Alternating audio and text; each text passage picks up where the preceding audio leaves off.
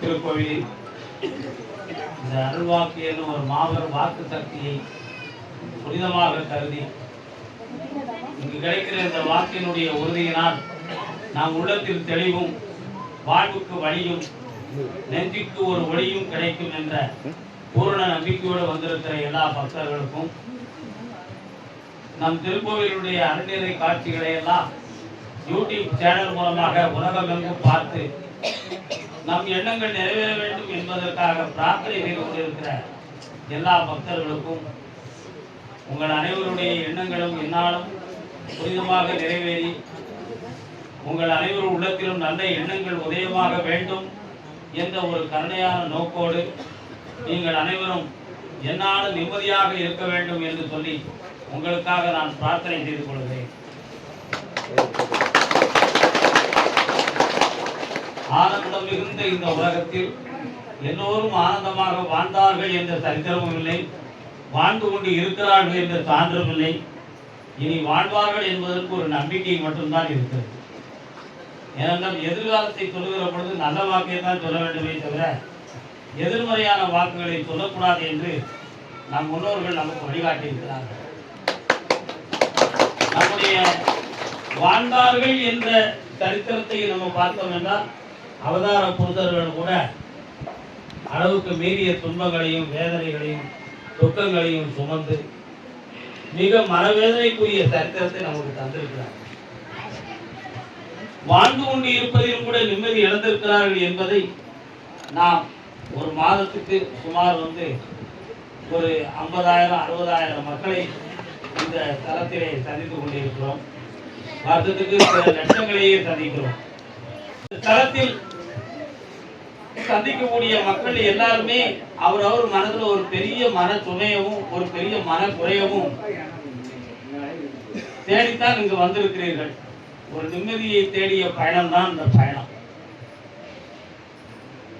இந்த நிம்மதியை தேடி வந்த ஒரு பயணத்துக்கு ஒரே ஒரு சான்று, கண்ணுக்கு தெரியாத சான்று கருப்பசாமி என்று ஒரு மாபெரும் சக்தி. உங்கள் கண்ணுக்கும் கருத்துக்கும் தெரிந்த ஒரே ஒரு சான்று நான் ஒருத்தன் தான். உங்கள் அனைவருடைய எதிர்பார்ப்பு, உங்கள் அனைவருடைய பக்தி எல்லாம் ஒரு அளவுக்கு மீறியதுதான். அதாவது எப்படியாவது அவரை பார்த்து ஒரு வாக்கு கேட்கணுங்கிறதுக்காக மயில் தூரங்களில் மாநிலத்துக்கு மாநிலம் கடந்து நாட்டுக்கு நாடு கடந்து இவ்வளவு தூரம் இந்த இடத்துல நீங்க உட்கார்ந்து இருக்கீங்க. ஆனா எல்லாரையுமே நான் பார்த்து பேசிடுவேன், நான் பார்த்து தொட்டு ஆசீர்வாதம் பண்ணிடுவேன் அப்படிங்கிற ஒரு எண்ணம் உங்க எல்லாரும் உள்ளத்துக்குமே இருக்கு. ஆனா அது ஏன் அளவுக்கு நிறைவேறலை என்பது என்னுடைய எண்ணம். அவங்க எல்லாரையுமே பார்த்து பேச முடியல தனித்தனியே. அப்படி முடியலைங்கிறதுக்காக இந்த சபையில கூடி உங்கள் அனைவருக்கும் ஒரு பெரிய ஆசீர்வாதத்தை சொல்றதுக்கு இந்த சொற்பொழிவை பேசிக்கிட்டு இருக்காங்க. உண்மை. இந்த உங்கள் அனைவருடைய உள்ளத்திலும் தோன்றக்கூடிய எண்ணங்கள், நினைவுகள், உங்களுடைய எதிர்பார்ப்புகள் எல்லாமே என்னுடைய பிரார்த்தனையின் மூலமாக நாம் அடையும். அதே மாதிரி விதி என்று ஒன்று இருக்கு. அதை யாருமே இந்த உலகத்துல கடக்க முடியாது. அந்த சக்தியை பகுத்தறிவாளர்கள் சந்தர்ப்பம் என்று சொன்னார்கள். சந்தர்ப்பத்தில் நிகழக்கூடிய ஒரு தன்மைக்கு மற்றொரு பெயர் தான் விதி என்று சில பகுத்தறிவாளர்கள் சொன்னார்கள். ஆனால் பகுத்தறிவால் தீர்க்க முடியவில்லையே என்றதை எண்ணி பார்க்கும் பொழுது விதி என்று ஒரு தனி மாயை சக்தி என்று மெய்ஞானிகள் உணர்ந்தார்கள். அறிவாலும் செயலாலும் சாதிக்க முடியாத ஒன்று நம்முடைய வாழ்க்கையிலே நடந்து கொண்டிருக்கிறதே, அதுதான் ஒரு மாயை எனும் சக்தி, அதுதான் என்று பல மெய்ஞானிகள் கூறினார். ஆக எப்பொழுதுமே பகுத்தறிவாளர்களும் மெய்ஞானிகளும் கருத்து வேறுபாடாக ஒன்றிருந்தாலும் எதிர்பார்ப்பை பொறுத்தவரை ஒன்றுதான். மெய்ஞானி எதிர்பார்ப்பதும் இந்த பூலோகத்தில் நிம்மதியை தான், பகுத்தறிவாளர் இந்த உலகத்தில் எதிர்பார்ப்பதும் நிம்மதியை தான். ஏனென்றால் இந்த 2 பேரும் வெவ்வேறு பாதையில் எதிர்பார்க்கிறார்கள். பாதையின் மோதலில் குறை இருக்கும், ஆனா எதிர்பார்க்கிற விடை ஒன்றாகத்தான். அதனால எல்லாருடைய எண்ணங்களும் விதிகளுக்கு உட்பட்டதுதான். அதை பாரதியார் எப்பொழுதுமே ரொம்ப அறிவுபூர்வமான கருத்துக்களையும் அறிவுபூர்வமான பகுத்தறிவு நிறைந்த ஞான பாடல்களையும் நமக்கு விதியை பற்றி நல்ல சொல்லுங்க. இத்தனவனோ நோவாரே மாண்டான், அவதார புருத்தனாம் ராமனோ ஆற்றிலே மரணமடைந்தான். உலகுக்கு வழிகாட்டிய பாரதம் நடத்திய கண்ணனோ தீயதோர் கணையிலே மாண்டு விட்டான். என்றென்றும் நான் சாகாதிருப்பேன், உங்கள் உள்ளத்தில் குடியிருக்கும் கவிஞன் நான் தான் சொன்னார் பாரதியார். இந்த தர்க்கத்தை நான் படிக்கிற பொழுது நான் ராமாயணத்தை அதிகமாக ஊன்றி படித்தவன், நிறைய படித்திருக்கிறேன். ராமாயணத்தை நான் நிறைய நாட்கள் கதைகதையாக நான் படித்திருக்கிறேன். ஆனா என்னுடைய கண்களையும் கருத்துகளையும் மறைத்த ஒரே ஒரு விஷயம் என்னன்னா, ராமர் எப்படி முக்தி அடைந்தார் என்பதை மட்டும் ராமாயணத்துல எழுதுறதுக்கு மறந்ததும் உண்டு, அந்த பகுதிகளை மறைத்ததும் உண்டு. ஏனென்றால் தெய்வ அவதார புரிதலுக்கு இப்படி ஒரு நிலையா என்று ஒரு வார்த்தை வந்துவிடக் கூடாது என்பதற்காக ராம முக்தியை எழுதாமல் சென்றவர்கள் பலர். அதே மாதிரி கிருஷ்ணாவதாரத்திலே கிருஷ்ணனுடைய முக்தியை எழுதாமல் சென்றவர்களும் பலர். அவதார புருஷன் கடவுளின் அவதாரம் என்று சொல்கிற பொழுது கூட அவர்களுக்கு இந்த நிலைமை ஏற்பட்டுகிறது என்று நினைத்து மனிதன் அவர்களை சாதாரணமாக கருதிவிடக் கூடாது என்பதற்காக அதை மறைத்தார்களா, அல்லது இவ்வளவு பெரிய கதாநாயகனாகிய கிருஷ்ணனை ஸ்ரீராமனை தலைவராக பூஜித்து வணங்கி கொண்டிருக்கும் பொழுது அந்த துயரத்தை மக்களால் தாங்க முடியாது என்று என்பதற்காக அந்த பாகங்களை மறைத்தார்களா என்று இதுவரை தீர்மானிக்கப்பட முடியவில்லை.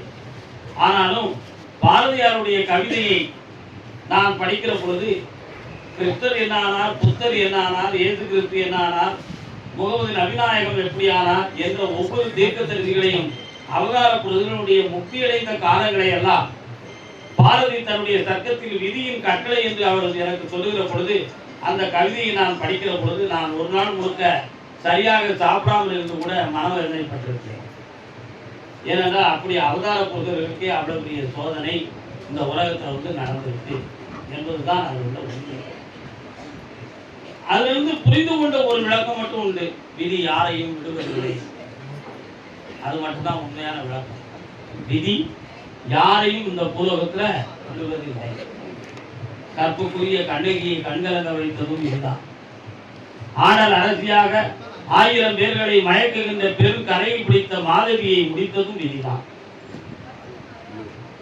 இந்த சாம்ராஜ்யமே தனக்கென்று மார்த்தட்டி கொண்டிருந்த சோழ சாம்ராஜ்யத்தை வரைத்து காட்டியதும் விதிதான்.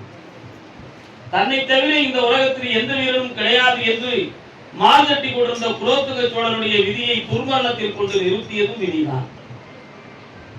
இப்படி ஒவ்வொரு மன்னர்களையும், ஒவ்வொரு அரசர்களையும், ஒவ்வொரு அவதார புருஷர்களையும் விதி சூறையாட ஒருபொழுது கூட மறைத்ததே இல்லை.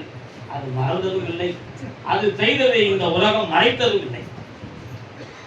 இப்படி ஒவ்வொரு வகையிலுமே ஒவ்வொருத்தருக்கும் ஒவ்வொரு பெரிய பெரிய பாடங்கள் புகழப்படும். அதைத்தான் கம்பராமாயணத்தில் ரொம்ப அற்புதமான உழைக்கின்ற கவரியின்றி கொற்றவெண் கொடையும் இன்றி இழைக்கின்ற விதி முன் செல்ல தர்மம் பின்னிறங்கியேக மழை கொண்டு மறையான் தவழ்ந்தன கண்களே. இவ்வளவு அருமையா சொன்னார். இழைக்கின்ற விதி ராமனுக்கு முன்னே சென்றதாம்.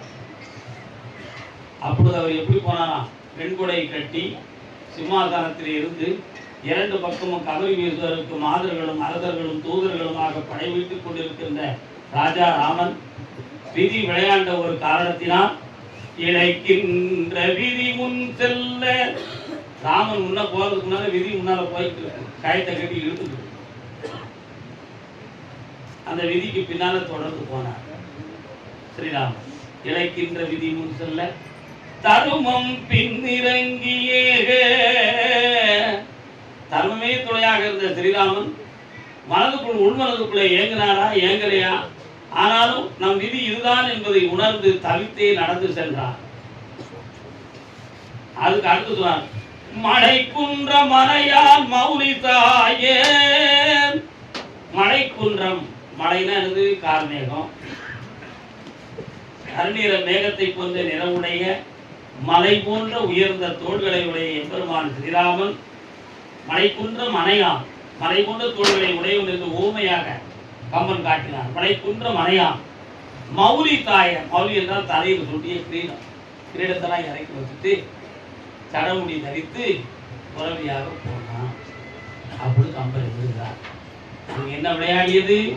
அதுதான் விதி. விதிநாதனுக்கு காரணமானாக இருந்தவர் யார்? சனி பகவான். மஞ்சுதவள் அயோத்தியில் வாழ் தசரதன் தன் மகனை வனவாசம் ஆக்குவித்தாய். பஞ்சவர்கள் தூதாடி பதியிழந்து பஞ்சுபடும் பாடு செய்வித்தாய். எஞ்சலினாறு சந்திரன் பெண்ணை விட்டு இழிகுலத்தில் அமரச் செய்தாய். தஞ்சமென உனை எக்காலமும் நான் தொழுதேன். காலனேன் சனியனே காகமேறும் தம்பிரானே. சனி பகவானுடைய ஸ்தோத்திரத்தில் எழுதுனாரு, எந்த நேரமும் மழை மேகம் அணைந்து கொண்டிருக்கின்ற அயோத்தி மாநகரத்தை ஆட்சி செய்த தசரதனுடைய தன்மகனாகிய ஸ்ரீ ராமபிரானை வனவாசம் ஆக்குவித்தான். விதிநாதனாக சனி பகவான் விளையாடினார். பஞ்சவர்கள் சூதாடி பதியிழந்து, பஞ்சபாண்டவர்கள் சூதாட்டத்தை மேற்கொண்டு தன் பதவியை இழந்து பஞ்சுபடும் பாடு செய்வித்தான். ஒரு ஓலையை தூக்கி எரிஞ்சா கதிக்க போய் விழுந்துடும், ஒரு கம்பை தூக்கி எரிஞ்சா தடமாட்டி விழுந்துடும். பஞ்ச கொண்டு காத்துல எரிஞ்சா எங்க போகும்? எங்கெல்லாம் விழுந்து அங்கேயெல்லாம் சொல்லணும். அதைத்தான் பஞ்சவர்கள் சூதாடி பதி இழந்து பஞ்சுபடும் பாடு செய்வித்தாய். அளவுக்கு மீறின துயரத்தை அடைஞ்சாங்க பஞ்சம். ஏன்? ஏகலைவன் வனத்தில் அலைகின்ற வேடனே என்று ஏளனம் செய்த காரணத்தினால், என்ன வனத்தில் அலைகின்ற வேடம் நீ சொல்லடா அடிச்சா, நீயும் உன் தமையன்மார்களும் குடும்பத்தோட வனத்தில் அலைஞ்சு பஞ்சுபடும் பாடு படுவீங்கன்னு சொல்லி சாப விட்டான் ஏகலைவன். அந்த சாபத்தால தான் பஞ்சவர்கள் வனவாசம். பஞ்சவர்கள் சூதாடி பதியிழந்து பஞ்சுபடும் பாடு செய்வித்தாய். அடுத்த வார்த்தை சொன்னான், எஞ்சலிலா அரிச்சந்திரன். உலகத்திலேயே தர்மத்துக்கு நீதிக்கு ஈடு இணை, எஞ்சல்னா ஈடு, ஈடில்லாத ஒரு மன்னவன் யாருன்னா அரிச்சந்திரன். உண்மையை மட்டும் பேசிய அவர் சரித்திரத்தை பார்த்து அந்த காலத்துல திருந்தவன் உண்மை பேசணும்னு திருந்தினான். இந்த காலத்துல உண்மை பேசக்கூடாது, அரிச்சந்திரனை மாதிரி கஷ்டப்படுவோம்னு சொல்லி மறுத்துட்டான். அப்ப எல்லா காலத்துக்கும் தகுந்தாற் போல அது இருக்குது. அந்த புராணமும் பொருந்துது. ஏய், அரிச்சந்திரன் ஞாபகம் இருக்கா? உண்மையை சொல்லி என்ன பாடுபட்டான் பார்த்தியா? இன்னைக்கு சொல்லுவோம். அன்னைக்கு உண்மைக்காக எவ்வளவு பெரிய வெற்றி அடைந்து சுடுகாடு வரை சென்றார் அரிச்சந்திரன் பார்த்தியா? அப்படி பெருமையா சொல்லுவோம். அப்போ கால வழுக்கள், காலத்துக்கு தகுந்தாற் போல கருத்துக்களை சேகரிக்கக்கூடிய அளவுக்கு அவருடைய சரித்திரம் இருந்துச்சு. அதான் அது உள்ள ஒரு பெரிய உண்மை. புரியுதா உங்களுக்கு? பகீரதன் அவருடைய மகன் தான் திரிதங்கு. திரிதங்குடைய மகன் தான் அரிச்சந்திரன். அரிச்சந்திர மகன் லோகிதாசன். லோகிதாச புத்திரன் தசரதன். தசரத புத்திரன் ஸ்ரீராமன். ஸ்ரீராமனுடைய புத்திரன் லவன் புத்திரன். சத்தியமார்க்கத்தில் பிறந்தவங்க எல்லாரும் ஒரு மாபெரும் சக்தியை பெற்றவங்க. இப்படியெல்லாம் நீதியோடு இருந்தவங்களை எல்லாம் இந்த விதி என்னும் நிலைக்கு கதாபாத்திரமாக சனி பகவான் ஆட்டி அத்தனை வரைக்கும் இவ்வளவு துயரப்படுத்தி இருக்கிறான். நம்மெல்லாம் சாதாரண மனிதர்கள். இன்னைக்கு நம்ம ஒவ்வொருத்தருடைய உள்ளத்துக்குள்ள பெரிய பெரிய துயரங்கள் நம்ம உள்ளத்துக்குள்ள எழுதி ஊஞ்சலாடிட்டு இருக்கு. ஒருத்தன் என் பொண்டாட்டி சரியில்லைன்னு சொல்லுதான், இன்னொருத்தன் என் பிள்ளை சரியில்லைன்னு சொல்லுதான், இன்னொருத்தன் என் பொம்பளை பிள்ளை சரியில்லைங்க. எல்லாம் இருக்கியா, உடம்புல நோய் இருந்து கெடுக்கியான்னு ஒருத்தன் சொல்லுதான். விதவிதமான வேதனை, விதவிதமான சோதனை, விதவிதமான கஷ்டம். தகப்பன் இறந்துட்டான், 2 தங்கச்சி 2 தம்பி. தகப்பனுக்கு தகப்பனா இருந்து நான் தான் என் தம்பியும் வளர்த்தேன், என் தங்கச்சியும் வளர்த்தேன். ஆனா எல்லாரும் ஏன் சொத்தை பிடிக்கிட்டு எனக்கு எதிரி ஆயிட்டாங்கன்னு ஒரு அண்ணன் கண்ணீர் வடிக்கான். இன்னொருத்தன் வாரான் தம்பி, எங்க அப்பாவா நினைச்சேன் எங்க அண்ணனை, எங்க அண்ணி செலவு கட்டிட்டு எங்க அண்ணன் என்னையே அனாதை ஆகிட்டாரு சொல்லி ஒருத்தன் கண்ணீர் வடிக்கான். இப்படி விதவிதமான துயரங்களெல்லாம், விதவிதமான வேதனைகளை, சோதனைகளை எல்லாம் இந்த பூர்வத்தில் நம்ம என்ன செஞ்சுக்கிட்டு இருக்கோம்? சுமந்து கொண்டும் இருக்கோம், சந்திச்சுக்கிட்டும் இருக்கும். இது என்னது? விதியின் விளையாட்டு. இதுதான் விதியின் விளையாட்டு. இந்த விதியின் விளையாட்டில இருந்து மீளுவதற்கு வழி இருக்கா அப்படின்னு கேட்டா இரண்டு வழி இருக்கு.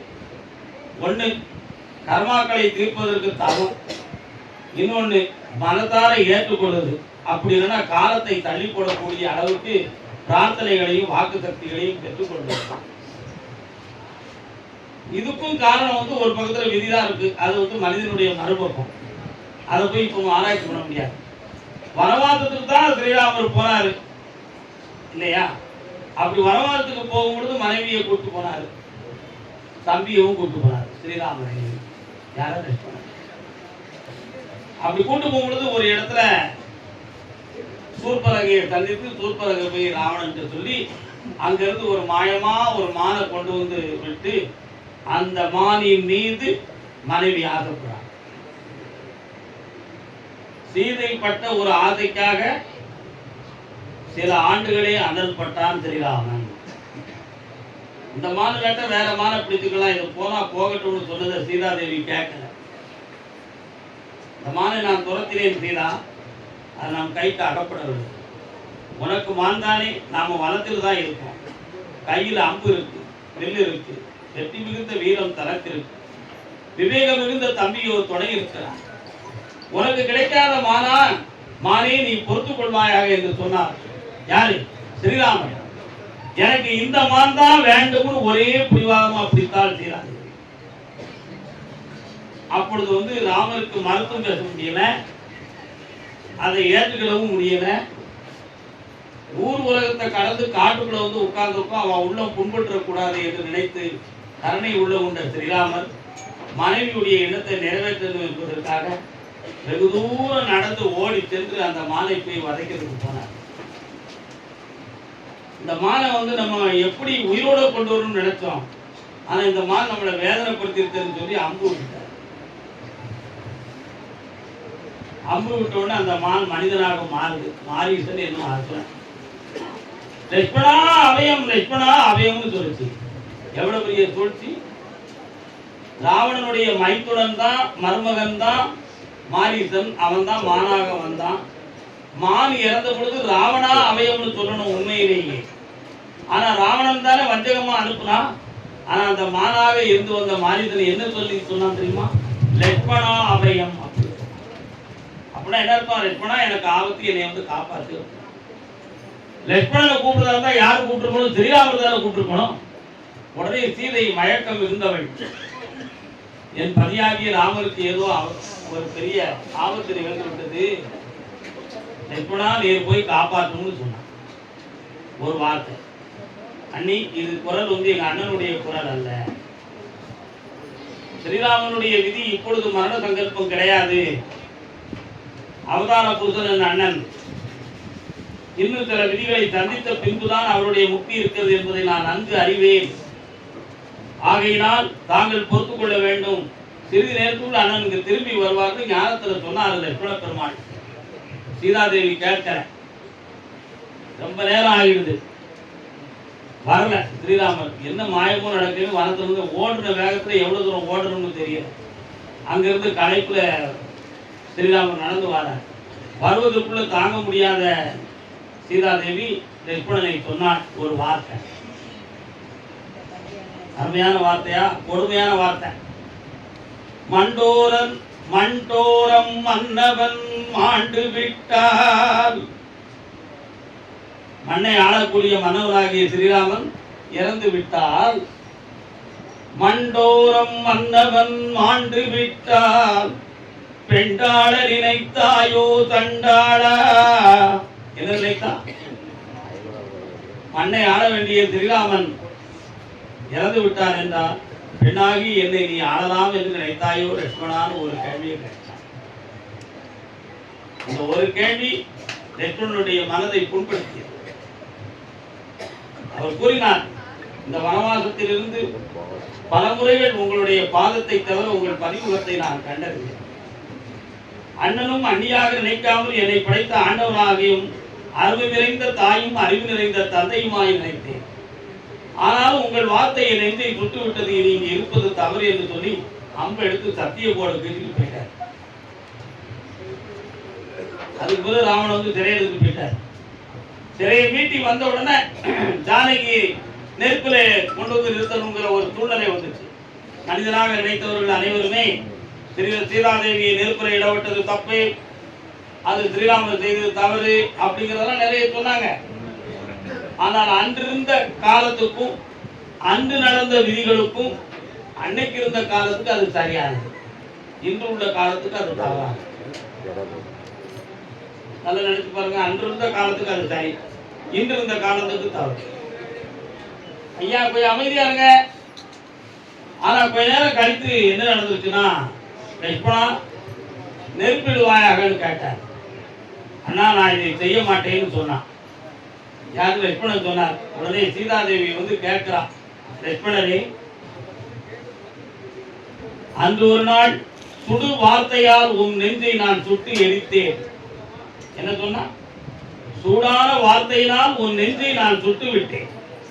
அதற்கு பதிலாக பிராயசித்தமாக என்னை நெருப்பில் எரிப்பதற்கு நீரை நெருப்ப மூட்டும், இதுவே சரியானது என்று சொன்னார்.